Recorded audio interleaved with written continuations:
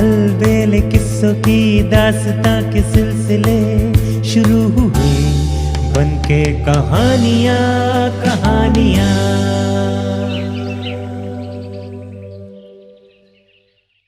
आइए सुनते हैं आज की कहानी 5 पकौड़े।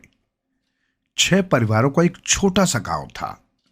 छठे परिवार में 60-65 वर्ष के बूढ़े पति पत्नी रहा करते थे। दिन भर बैठे बैठे हुक्का कड़कड़ाना, अपने जमाने की बातों में लगे रहना, नई बहू बेटियों की आलोचना करना, ऐसी बातों में वे दिन पूरा करते थे। थोड़ी सी खेती थी जो अधेल में दूसरों को दे रखी थी। उसी से जो कुछ मिलता उस पर उनका गुजारा चलता था। बूढ़ी अवस्था में हाथ पैर तो कम चलते हैं, पर जबान खूब चलती है। लालसाएं भी कुछ बढ़ जाती है। खाने पीने में खट्टी मीठी चीजों के लिए जीभ तरसती रहती है। हाँ, एक बात और, बुढ़ापे में प्रेम बढ़ जाता है। कहावत भी है, बुढ़ापे का प्रेम जवानी से दूना होता है। इसलिए भगवान, मैं पहले निभ जाऊं कि कामना पति पत्नी की बढ़ जाती है। जाड़ों के दिन थे, सर्दी कुछ और बढ़ चली थी। कई दिन से पानी बरस रहा था। आज ठंड कुछ ज्यादा हो गई थी। बुढ़िया बोली, लगता है अब बर्फ ही गिरेगी। बूढ़े ने हूं किया। हुक्के की एक घूंट भरी और आधा धुआं निकालते हुए भाव मगन सा बोला, जाड़ा वर्ष का बुढ़ापा है। और फिर अपने बुढ़ापे पर ही बात चल पड़ी। अब तो जिंदगी का भरोसा ही क्या, आज मरे कल मरे, अगली फसल भी शायद ही देख सकूं। सब छूट जाएगा, केवल दिया लिया खाया पिया ही साथ जाएगा। छोड़ना भी किस लिए और किसके लिए? मरने के बाद कोई श्राद्ध भी करेगा तो क्या? अपने लिए स्वर्ग की सीढ़ी लगाएगा। अपना तो वही है जो जीते जी खा पी लिया।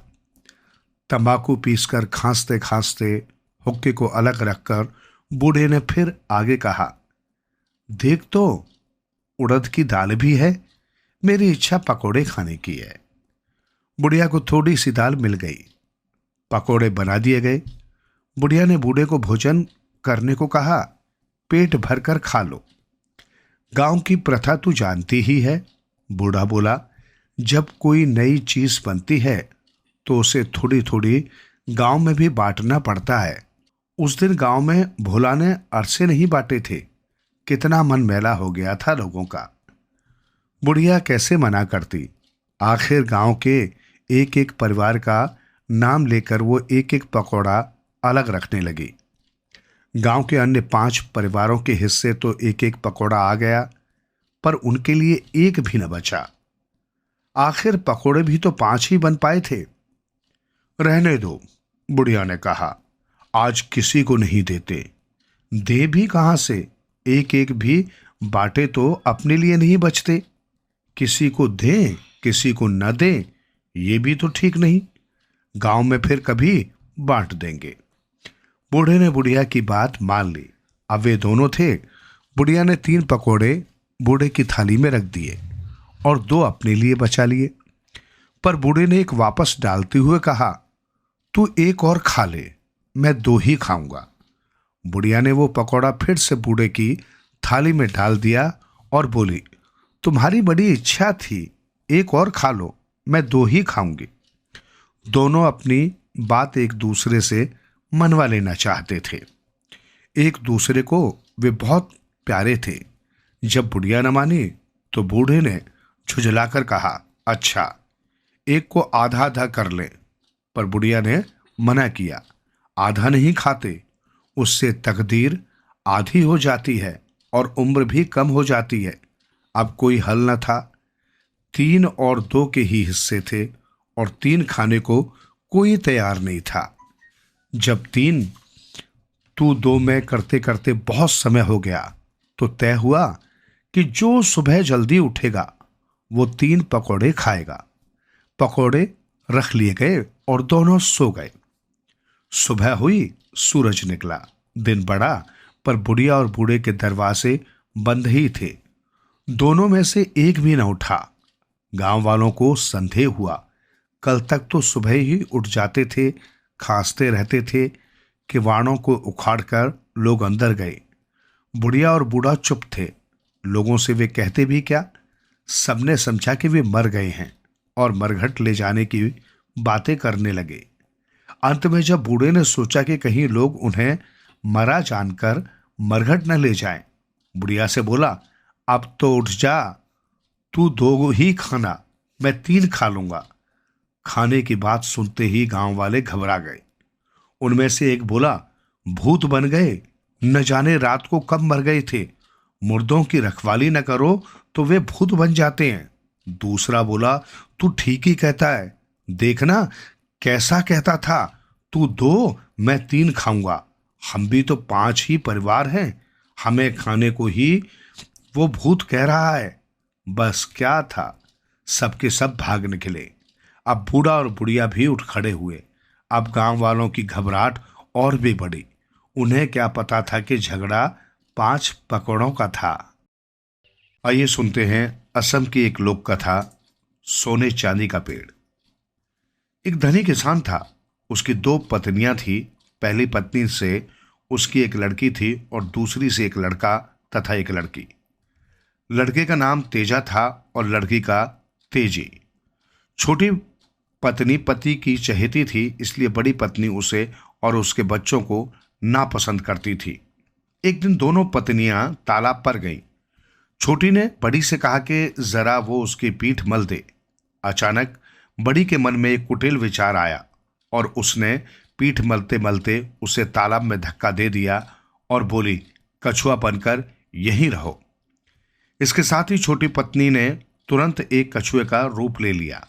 वो घर वापस आई तो तेजा और तेजी ने जब अपनी माँ के बारे में पूछा तो उसने उन्हें डांट दिया कि उसे इस बारे में कुछ नहीं पता।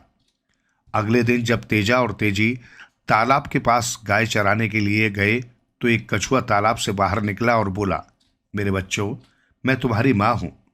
तुम्हारी सौतेली माँ ने मुझे तालाब में धकेला और मुझे कछुआ बना दिया। पता नहीं वो तुम्हें कुछ खाने पीने को देगी भी नहीं। मैं तुम्हें रोज खाना दूंगी ताकि तुम भूखे न रहो। ये कहकर उसने एक पत्ते पर मुंह से कुछ निकाला और उसे बच्चों को खाने को दे दिया। उसे खाते ही बच्चों की भूख मिट गई। उसके बाद वे हर सुबह उस तालाब पर जाते और माँ उन्हें अपने पेट से खाना निकाल कर दे देती। जब सौतेली माँ ने देखा कि दोनों बच्चे उससे खाना नहीं मांगते और पहले से कहीं ज्यादा स्वस्थ हो गए हैं तो उसे लगा कुछ गड़बड़ जरूर है, क्योंकि उसकी अपनी बेटी को इतना अच्छा खाना खिलाने के बावजूद वो पनपती ही नहीं थी और एकदम दुबली पतली लगती थी। एक दिन उसने अपनी बेटी को दोनों बच्चों के साथ ये देखने के लिए भेजा कि कहीं वे बाहर जाकर कुछ खाते तो नहीं है।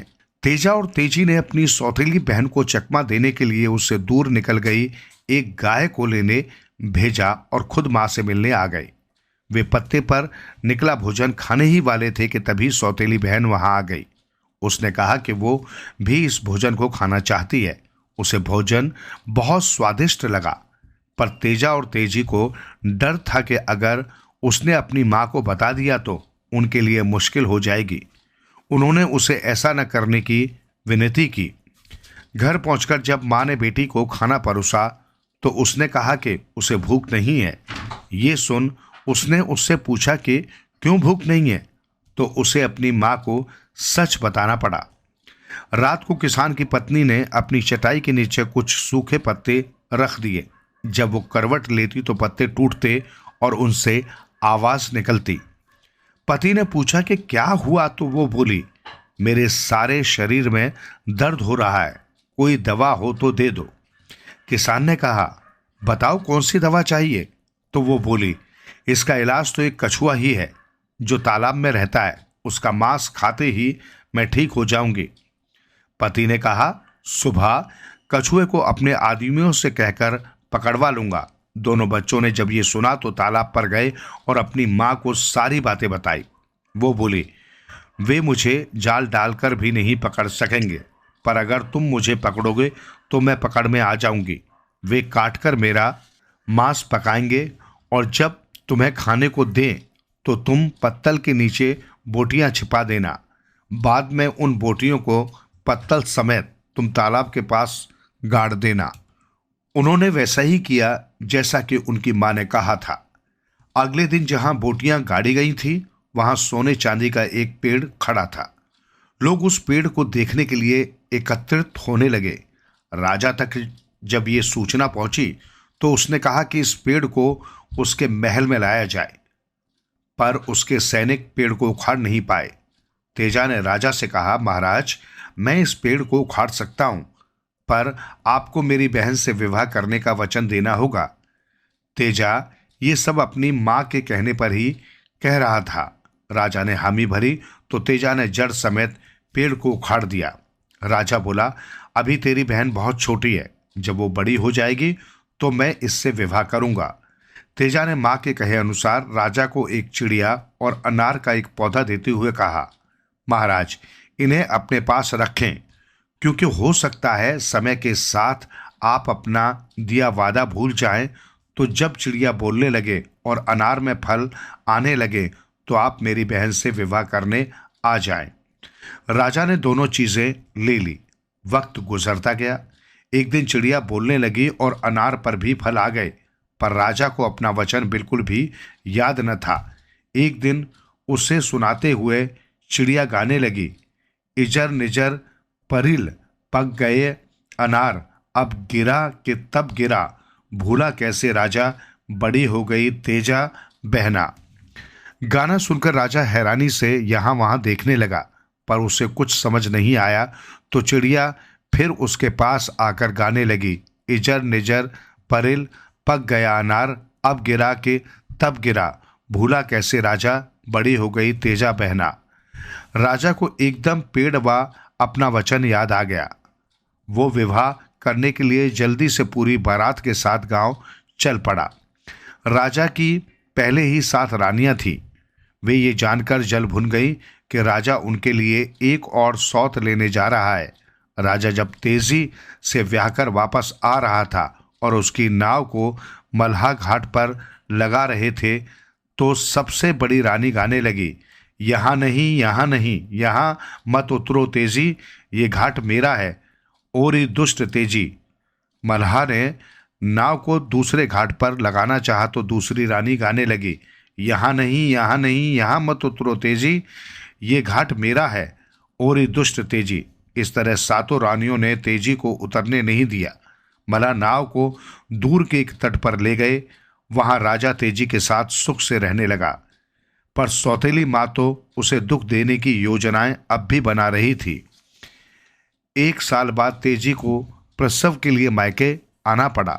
सौतेली मां ने ऐसा जताया कि वो तो उसे बहुत प्रेम करती है, वो बच्चे का भी खूब ख्याल रखती है। एक दिन वो तेजी से बोली, आओ बेटी, तेरी कंघी कर दूं। कंघी करते करते उसने तेजी के माथे पर एक कांटा चुभोआ और बोली, मैना बन जा। तेजी तुरंत मैना बन गई और उड़कर छत पर जा बैठी। राजा ने तेजी को वापस बुलाने के लिए पालकी भेजी तो सौतेली मां ने अपनी बेटी को तेजी के कपड़े पहनाकर पालकी में बैठाकर राजा के पास भेज दिया। मैना पालकी का पीछा करने लगी, जिसमें उसका बच्चा भी था।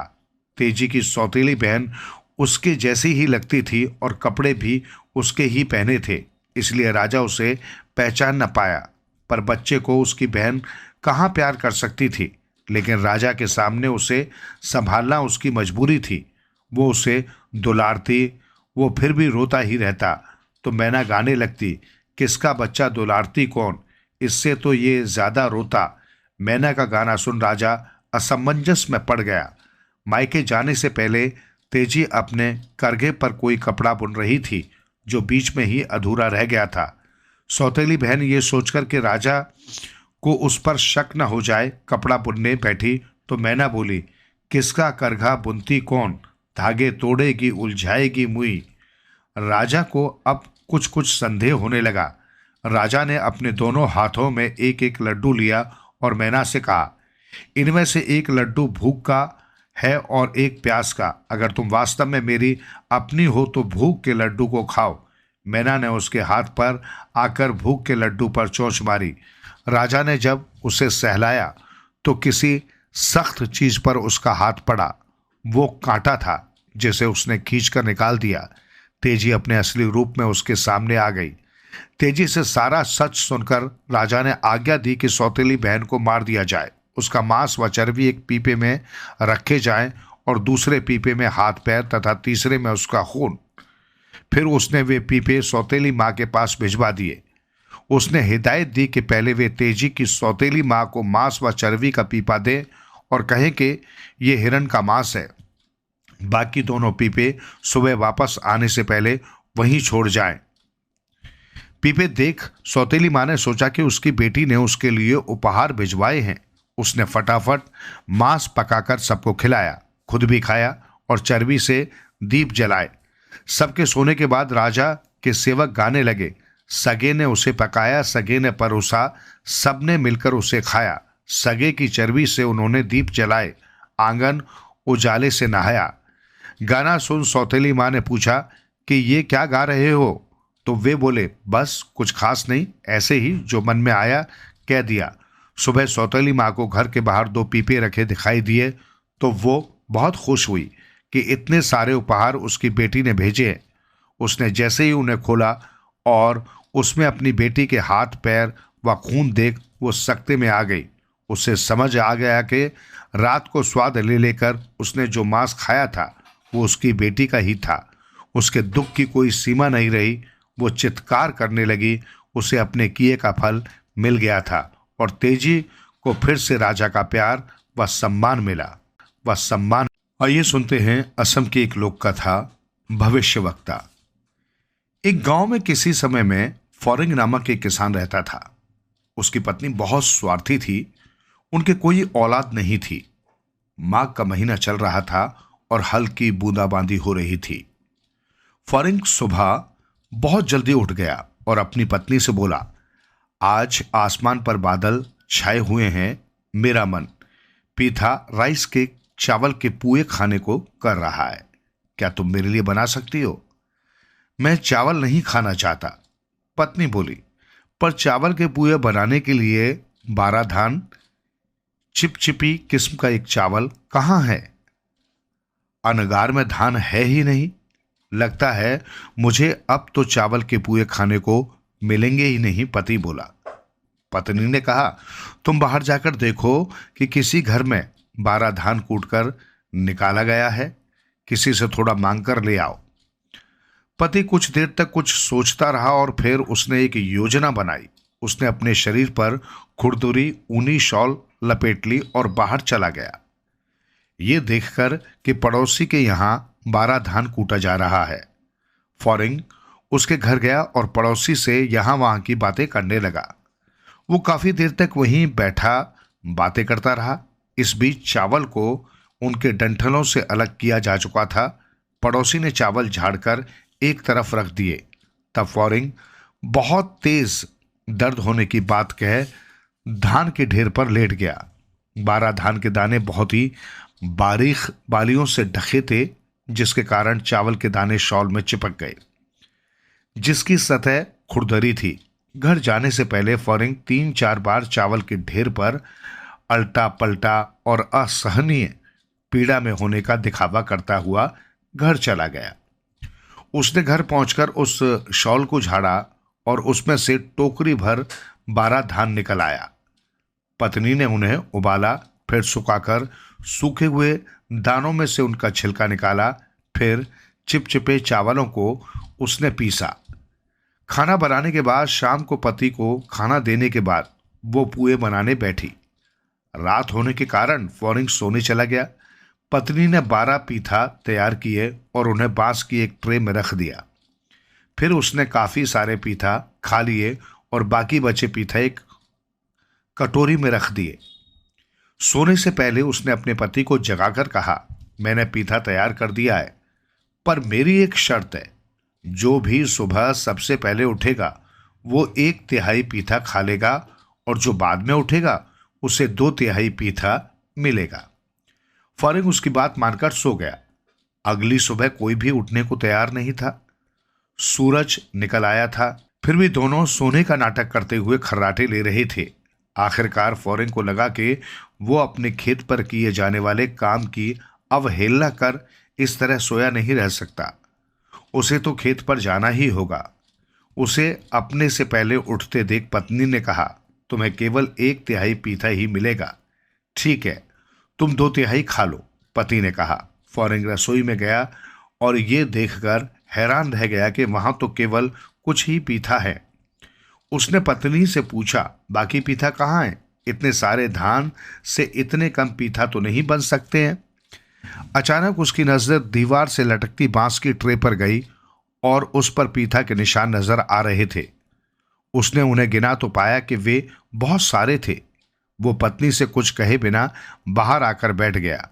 उसकी पत्नी कांसे की थाली में कटी हुई सुपारी, पान और साली की छाल लेकर आई।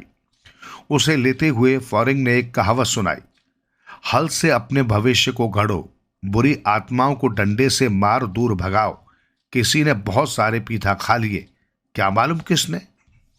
उसकी पत्नी उन शब्दों में छिपे आशय को समझ गई। उसे अपने ऊपर शर्म आई और वो नदी से पानी लेने के बहाने वहां से चली गई। उसे नदी पर बहुत सारी औरतें मिली और उसने उन्हें पीता की बात कह दी ताकि मन का बोझ हल्का हो जाए। उसने बात ये कहते हुए खत्म की कि उसका पति वास्तव में भविष्यवक्ता है। ये बात धीरे धीरे पूरे गांव में फैल गई। एक गांव वाले की काली गाय खो गई थी। जब उसे 5 दिनों तक भी ढूंढने पर गाय नहीं मिली तो वो फॉरेन के पास गया, जो अब तक जान चुका था कि लोग उसे भविष्यवक्ता समझते हैं। सहयोग की बात थी कि उस दिन सुबह ही उसने अपने खेत के पीछे एक खेत में गाय को ईख जैसी लंबी घास को चरते देखा था।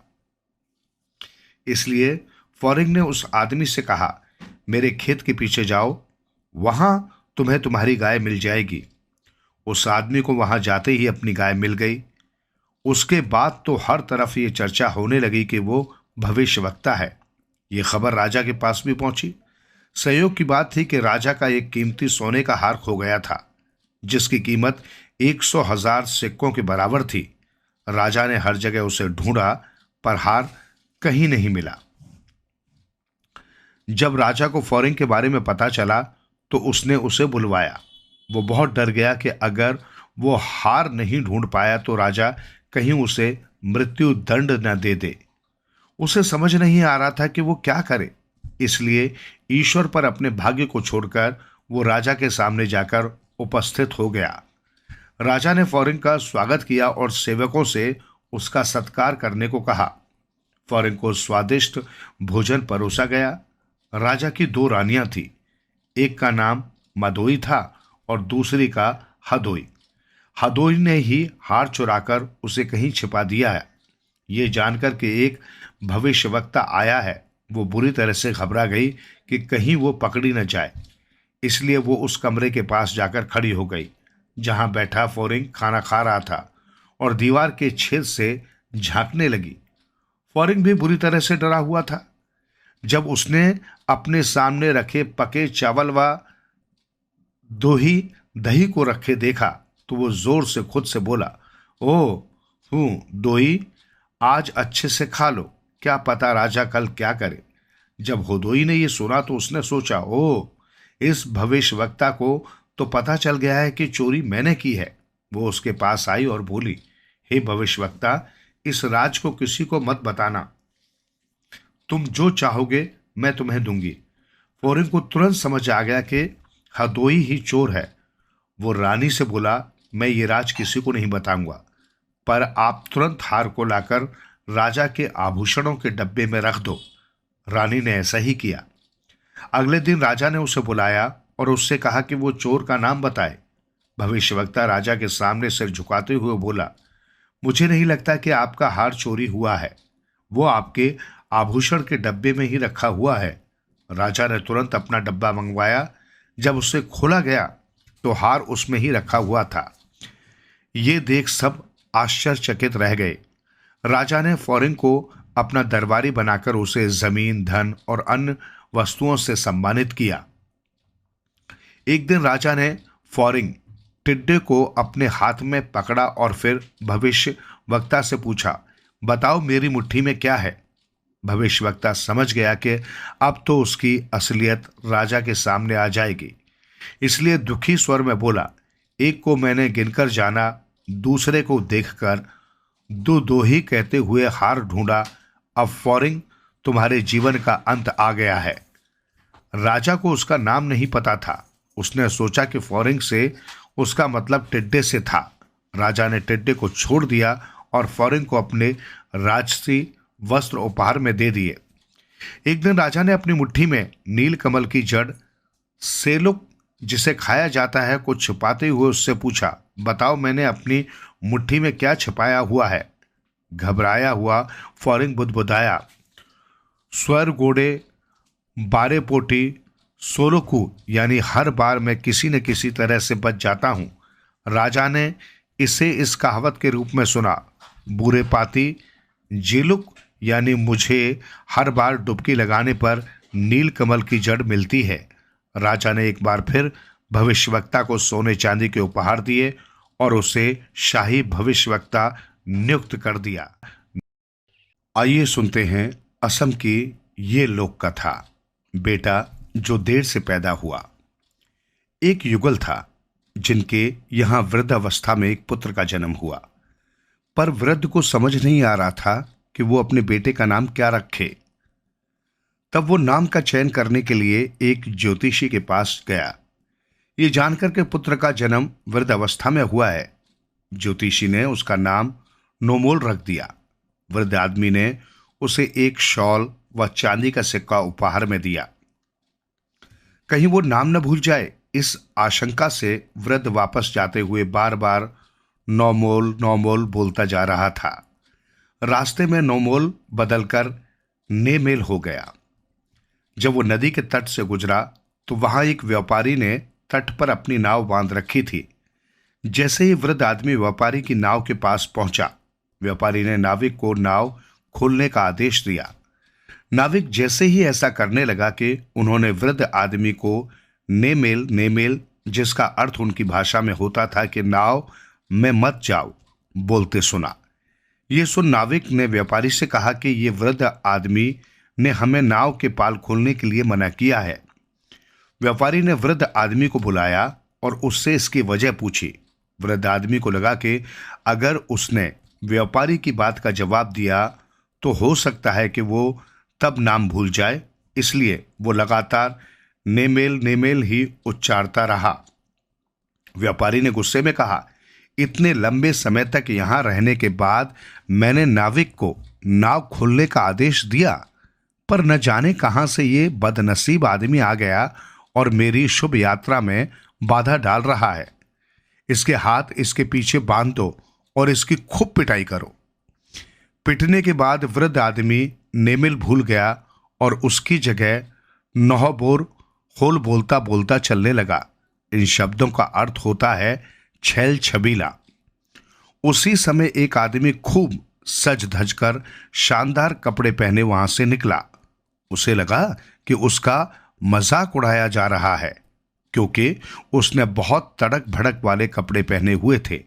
ये सोच उसने अपनी छड़ी से उसे खूब मारा। दर्द से कराहते हुए वृद्ध आदमी नौबोर होल शब्द भूल गया और रोते रोते बोलने लगा, सितुत कोई ए तोए सोरा, यानी कि ये दब सरे से कहीं बेहतर है। उसी समय गेंगा रोग से पीड़ित दो आदमी वहां से गुजरे। उन्हें लगा कि वो उनकी बीमारी का मजाक उड़ा रहा है। क्रोधित हो वो उसे तब तक मारते रहे जब तक कि वो जमीन पर गिर न गया। दर्द से कराहता किसी तरह लड़खड़ाता हुआ वो वृद्ध आदमी घर पहुंचा। घर पहुंचकर उसने पत्नी को सारी बात बताई कि उसे कैसे कैसे संकटों का सामना करना पड़ा। उसने दुखी होकर कहा, ठीक है, जो हुआ सो हुआ, अब मुझे वो नाम बताओ जो ज्योतिषी ने बताया है। वृद्ध आदमी बोला, बार बार मुझे पर जो प्रहार हुआ है उसकी वजह से मैं नाम भूल गया हूं। ये सुन वृद्ध स्त्री बोली, अगर तुम नाम भूल गए हो तो हम क्या कर सकते हैं। कोई बात नहीं, अब बेटे का नाम रखने की बात हम यहीं खत्म कर देते हैं। अब हमें अपने भूमि के टुकड़े पर खेती करने की बात पर ध्यान देना चाहिए। जाओ और जाकर नोमलिया नरम चावल के पौधे को रोपो। नोमलिया शब्द सुनते ही वृद्ध आदमी को अपने बेटे का नाम नोमल याद आ गया। तब वो गुस्से से अपनी पत्नी को बोला, अगर तुम्हें बेटे का नाम पता ही था, तुमने मुझे इतनी यातना और पिटाई सहने पर मजबूर क्यों किया? ये कहकर वृद्ध आदमी अपनी पत्नी को जोर जोर से डांटने लगा। उसका क्रोध उसकी पत्नी ने उससे माफी मांगी और फिर समझाया कि उसे वास्तव में वो नाम नहीं पता था जो ज्योतिषी ने समझाया था। वृद्ध को जब अपनी गलती का एहसास हुआ, वृद्ध युगल ने अपने पुत्र का नाम नोमोल रख दिया और खुशी खुशी रहने लगे। आइए सुनते हैं आज की कहानी, करुणा का प्रतिदान। एक राजा के 7 लड़के थे। एक स्त्री से 6 थे और 7वां दूसरी स्त्री से था। 6 खूब मिलजुल कर रहते थे, पर 7वें से ईर्ष्या करते थे। राजा भी उसे अच्छा नहीं मानता था। 7 के 7 एक दिन उठे और घूमने को चल दिए। चलते चलते एक वन के बीच किसी तप्पड़ में पहुंचे। जगह सुंदर थी, कोसों तक चौरस धरती ही नजर आती थी। हरे भरे पेड़ों और फूलों की लताओं से वो मन मोह लेती थी। राजकुमारों ने उसे देखा और खूब सराहा। इतनी सुंदर जगह उन्होंने पहले कभी नहीं देखी थी। बहुत देर तक वे उसी पर बातें करते रहे। सवाल उठा कि उस मैदान को किस प्रकार काम में लाया जा सकता है। सबने अपने अपने मन की बात कही। किसी ने उसे खेलने के लिए पसंद किया, किसी ने घोड़े दौड़ाने के लिए, किसी ने बकरियां चराने के लिए और किसी ने खेती के लिए। जब 7वें से पूछा गया तो उसने कहा, अगर पिताजी आज्ञा दें तो यहां पर मैं अपने नाम का नगर बसा देता। बड़ा आया नगर बसाने वाला। 6 भाइयों ने दांत पीसे। वे ईर्ष्या से जल उठे। उन्होंने मिलकर उसे पकड़ा और एक पेड़ से उसे रस्सी से कसकर बांध दिया। अपने आप खुशी खुशी घर लौट आए। सौतेली मां ने पूछा, तुम्हारा छोटा भाई कहां है? उन्होंने कहा, अपने नाम के नगर में अखंड राज कर रहा है। बेचारा राजकुमार रस्सियों से जकड़ा हुआ उजाड़ जंगल में भूख प्यास से तड़पता रहा। अचानक उसे एक पुरानी बात याद आई। एक बार उसके पिता की राजधानी में चूहों ने बड़ा ऊधम मचाया। राजा ने खोज खोज कर चूहों को मारने की आज्ञा दी। तब क्या था, जहां तहां चूहे मार दिए गए। राजकुमार ने तब एक चूहे को बचाया था। बदले में चूहे ने आशीष दी और कहा था, जब मुसीबत आए मुझे याद करना, मैं तुम्हारी मदद करूंगा। राजकुमार ने सोचा, चूहे को याद क्यों न किया जाए। उसने चूहे को याद किया और तत्काल चूहा अपने साथियों को लेकर वहां पर आ पहुंचा। उसने देखा राजकुमार रस्सी से बंधा है। वे सब रस्सी काटने पर लग गए और कुछ ही क्षणों में राजकुमार मुक्त हो गया। राजकुमार अब रास्ते लगा। घर लौटना वो चाहता न था। उस घर में जाकर क्या करूंगा, उसने सोचा।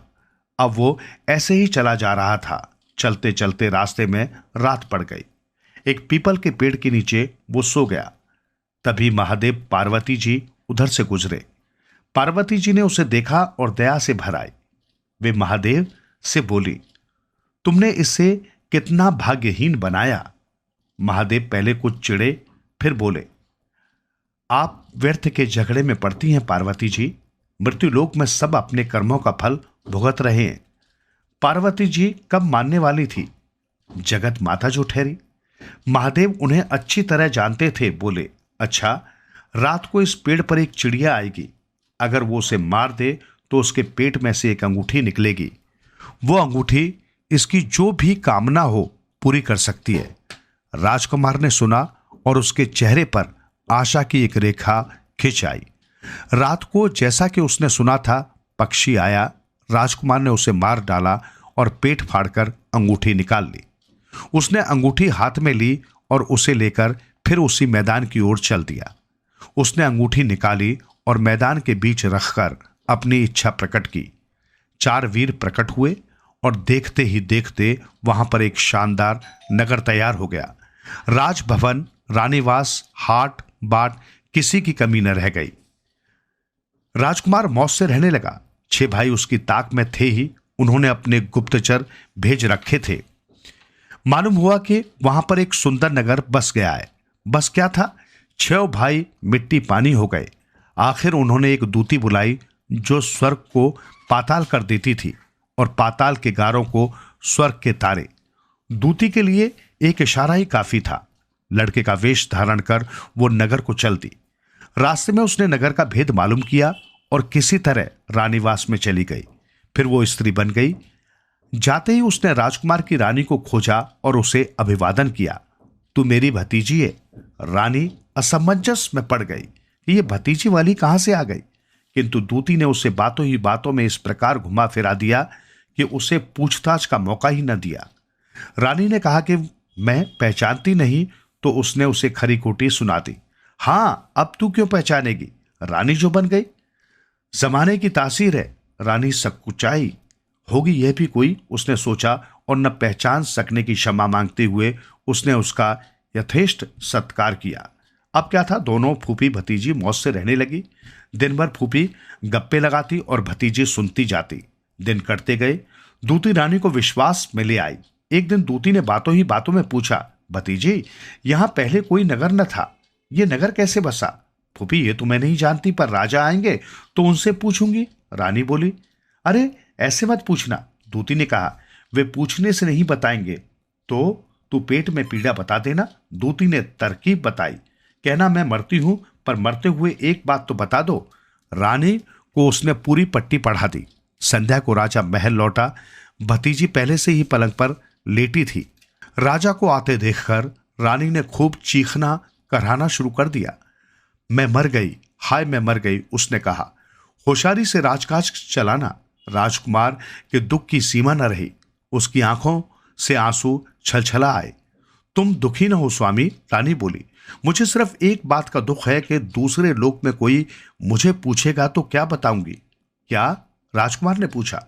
यही कि तुम कौन हो, ये नगर कैसे बसा और तुम यहां के राजा कैसे बने।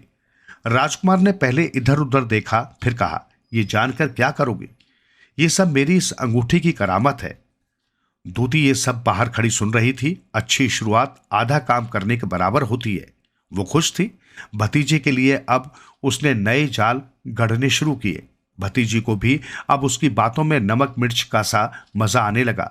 मरना उसे क्या था, दूती की बातों में वो दिनों दिन और जिंदा दिल होती जा रही थी।